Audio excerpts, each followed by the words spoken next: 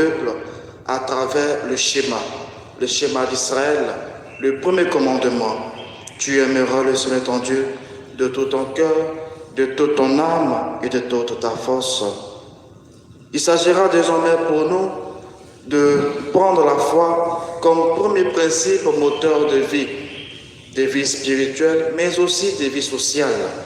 Car désormais, tout chrétien est appelé à vivre dans un État, dans une nation, dans une cité. Bien chers frères et sœurs, aujourd'hui, notre pays a 61 ans. 61 ans après, où nous en sommes, très souvent on définit l'indépendance comme cette non-soumission à tout autre État. On parlerait d'absence de dépendance. À ces mots sont associés liberté et souveraineté. Parler d'indépendance, c'est aussi parler de stabilité à tous égards. Stabilité politique, stabilité économique, stabilité sociale et stabilité religieuse. Un principe qui régit un peu le mode de vie de tous et de chacun.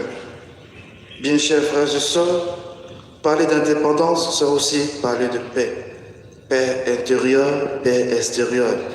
Paix qui nous invite et qui nous incite à l'amour. L'amour du prochain, l'amour de l'autre. Un amour sans condition, un amour illimité.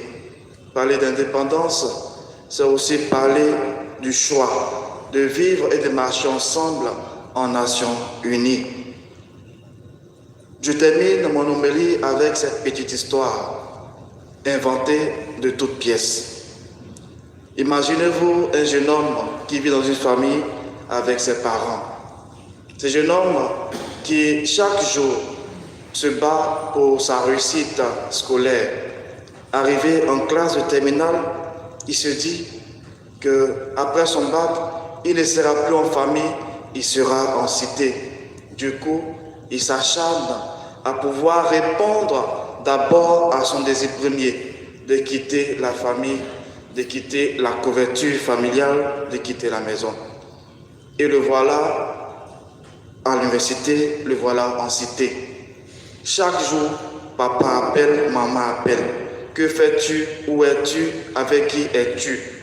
Du coup, le jeune homme se demande, mais à quoi bon quitter la famille si le même principe de dépendance des parents demeure? À la maison, on me demande où vas-tu, que fais-tu? Hors de la maison, on me demande où vas-tu, que fais-tu? Et encore, avec qui es-tu? Du coup, on se rend compte que l'indépendance, c'est un mode de vie, c'est une manière de penser, c'est une expression de notre être.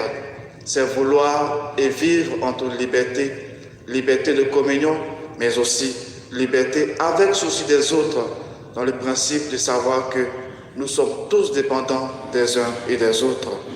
Bien chers frères et sœurs, à travers donc cette célébration eucharistique, demandons à Dieu d'augmenter en nous la foi, mais aussi qu'il augmente en nous dirigeant la sagesse, pour qu'il puisse diriger et conduire le peuple dont ils ont la charge vers la vie bienheureuse, en ce Dieu qui est Père, Fils et Saint-Esprit, lui qui demeure pour les siècles et les siècles.